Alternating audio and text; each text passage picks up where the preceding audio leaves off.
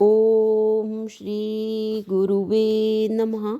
ईश्वरो गुरुआत्मेति मूर्तिभेदो विभागिने व्योमवत् व्याप्तदेहाय श्री दक्षिणामूर्ते नमः। ओम स्वस्ति न इंद्रो वृद्धश्रवा स्वस्ति नः पूषा विश्ववेदाः स्वस्ति नस्तारक्ष अरिष्टनेमिः स्वस्ति नः बृहस्पतिर्दधातु। ओम शांति शांति शांति। ओम। प्रणाम भगवान। स्वामी अखंडानंद सरस्वती जी महाराज जी द्वारा विरचित साधना और ब्रह्म अनुभूति से हमारा नया टॉपिक स्टार्ट हो रहा है भगवान, जिसका नाम है साधना की एक झांकी को। स्वामी जी बता रहे हैं कि मन कल्पनाओं का पुंज है। मन कल्पनाओं का पुंज है। सुसुप्ति में जो कल्पनाएं विलीन रहती हैं वे ही स्वप्न और जागृति में उठा करती हैं, और जिन वस्तुओं और घटनाओं का परस्पर कोई संबंध नहीं, उनका बनावटी संबंध जोड़कर व्यवहार की विशाल एवं जटिल परंपरा खड़ी कर देती है। मैंने तो कभी कभी इन कल्पनाओं के जाल में ऐसे उलझ जाता हूँ कि उनसे छुटकारा पाना कठिन हो जाता है। ऐसा अनेकों बार होता है। किसी किसी दिन की कल्पनाएं बड़ी मनोरंजक और लाभप्रद हो जाती हैं, पीछे उनके संस्मरण में भी मनोरंजन और लाभ होता है। इसलिए एक दिन ब्रह्मबेला में जबकि वृत्तियों को निसंकल्प करके मुझसे शांत भाव में बैठना चाहिए था, जिन कल्पनाओं के प्रभाव में मैं बह गया था उनका संस्मरण किया जाता है। दरबार लगा हुआ था। बहुत से दरबारी मौन भाव से अपने अपने स्थान पर बैठे हुए थे। ये स्वामी जी जो हैं वो जब वो वृत्तियों का बता रहे हैं कि भाई जब उनको शांत भाव से बैठना चाहिए था तो जो है वो कैसे कल्पनाओं के प्रभाव में बह गया। तो इसी संस्मरण को जो है बता रहे हैं कि दरबार लगा हुआ था। बहुत से दरबारी मौन भाव से अपने अपने स्थान पर बैठे थे। सबसे ऊंचे स्थान पर अपनी धर्मपत्नी बुद्धि देवी के साथ महाराज अहंकार विराजमान थे। उस सभा के सदस्यों में मूर्तिमान रूप से 10 इंद्रियां, 5 प्राण, 5 भूत और मन उपस्थित था। कुछ अव्यक्त रूप से थे और कुछ छोटे मोटे दूसरे लोग भी थे, परंतु उनका कोई विशेष महत्व नहीं था। यह विशाल सभा मंडप और उसकी प्रत्येक क्रिया मेरी आंखों के सामने थी, परंतु मैं कहाँ हूँ और किस रूप में देख रहा हूँ यह मुझे पता नहीं था।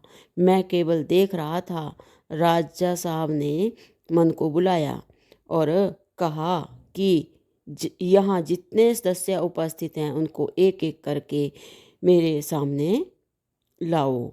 मैं उनका परिचय, जीविका और उनके जीवन का उद्देश्य जानना चाहता हूँ। मन ने हाथ जोड़कर उनकी आज्ञा शिरोधार्य की। एक अधेड़ स्त्री के साथ मन उसके निकट उपस्थित हुआ। अहंकार ने पूछा, तुम कौन हो? उस स्त्री ने उत्तर दिया, मेरा नाम पृथ्वी है। उनने पूछा कि तुम्हारी जीविका क्या है? तो पृथ्वी ने कहा कि मुझे जीविका के लिए कोई प्रयत्न नहीं करना पड़ता। मुझे प्रत्येक समय सर्दी, गर्मी, हवा और अवकाश मिलता रहता है और सहज रूप से ही मैं समस्त भूत प्राणियों को धारण किए रहती हूँ। ना मुझे कोई चिंता होती है और ना तो अशांति। यही मेरी जीविका है और इसी में मैं संलग्न रहती हूँ। अहंकार, तुम्हारे जीवन का उद्देश्य क्या है? तो पृथ्वी कहती है कि मेरा स्वतंत्र जीवन ही क्या है कि उसका कोई उद्देश्य हो। जिसने मुझे अस्तित्व दिया, जिसने मुझे प्रकृति की गोद से निकाला, जो मुझे धारण किए हुए है, वह जैसे नचाता है नाचती हूँ। मेरी एक एक चेष्टा उसके शारीरिक से ही होती है। शायद इससे वह रिझता हो, परंतु मैं उसको रिझाती हूँ ऐसी बात नहीं। मेरा कुछ उद्देश्य नहीं और उसके उद्देश्य का मुझे पता नहीं। अहंकार, तो कहता है कि वह यदि तुम्हें पानी में गला दे, आग में जला दे, तुम्हारा अस्तित्व नष्ट कर दे, तो क्या तुम्हें दुख नहीं होगा? तो पृथ्वी कहती है बिल्कुल नहीं, उसकी इच्छा ही मेरा जीवन है और मृत्यु भी वही है। जीवन मृत्यु नहीं है, उसकी इच्छा है। फिर अंतर क्या? मेरे चित्त में दुख और सुख की कल्पना ही नहीं उठती। अहंकार कहता कि अच्छा जाओ, अपने स्थान पर रहो, तुमसे कुछ नहीं कहना है। तो अब मन जो है, मन एक दूसरे सदस्य के साथ पुनः उपस्थित हुआ। अहंकार तुम्हारा नाम? तो आगंतुक कहता है, आगंतुक सदस्य बोलता है कि जल। तो अहंकार कहता है कि तुम्हारी जीविका क्या है? तो जल कहता है कि मुझे चाहे जो अपने काम में लाए, मैं आपत्ति नहीं करता।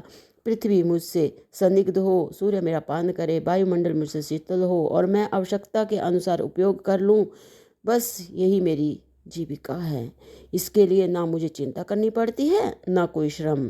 तो अहंकार कहता है कि तुम्हारे जीवन का उद्देश्य क्या है? तो जल कहता है कि यह मैं नहीं जानता। जिसने मुझे अस्तित्व दिया है, उस जीवित किया है, उसी की प्रेरणा से बादल से पर्वत पर, पर्वत से भूमि पर, भूमि से समुद्र में और समुद्र से बादल में घुमा करता हूँ। जो घुमाता है वह इसका रहस्य जानता होगा। अहंकार कहता है कि भाई तब इस यात्रा में तुम्हें रस का अनुभव होता होगा, कभी यह बंद हो जाए तो जल कहता है कि मैंने कभी नहीं चाहा कि मुझे कोई घुमाए, यह भी नहीं चाहा कि यह घूमना बंद हो जाए। जब घूमने ना घूमने की इच्छा ही नहीं है, तब मेरे लिए कोई भी परिस्थिति नीरस कैसे हो सकती है? तो अहंकार कहता है कि तुम्हें कोई जला दे, सुखा दे, नष्ट कर दे तब?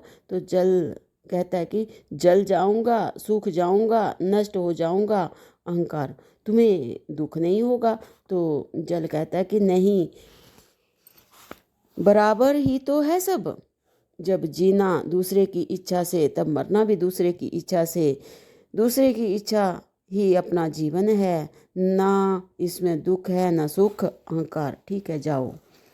तो आगे मन ने एक तेजस्वी मूर्ति के साथ प्रवेश किया। अहंकार, तुम कौन हो? अग्नि, मैं अग्नि हूँ। अहंकार, क्या जीविका है तुम्हारी? अग्नि, जिसकी जितनी इच्छा हो मुझसे उष्णता और प्रकाश ले ले। मैं भी वायु, जल, पृथ्वी आदि का उपयोग कर लेता हूँ। यही मेरा स्वरूप है, ना इसमें मेरा कोई कर्तव्य है और ना आसक्ति ही। अहंकार, यह किस लिए करते हो तुम? तो अग्नि कहती हैं कि कोई कराता है मुझसे, कोई कराता है मुझसे। तो अहंकार कहता है कि ना कराए तो अग्नि कहती है कि नहीं करूँगा। अहंकार, वह तुम्हें नष्ट कर दे तो अग्नि कहती है नष्ट हो जाऊँगा। तो अहंकार बोलता है कि यह समत्व तुम्हें कहाँ से प्राप्त हुआ? तो अग्नि कहता है कि यह भी उसी का दिया हुआ है। मुझे अभिमान था कि मुझ में भी कुछ शक्ति है, पर उसने मुझे अनुभव करा दिया कि वह शक्ति उसी की है। मैं जो कुछ हूँ उसी का हूँ, चाहे वह नष्ट कर दे या रखे, उसकी मौज। अहंकार, अच्छा जाओ तुम। तो भगवान, फिर अब वायु की बारी आती है। इसको जो है वो हम अगले सत्संग से कंटिन्यू करते हैं। प्रणाम भगवान। ओम शांति शांति शांति। ओम।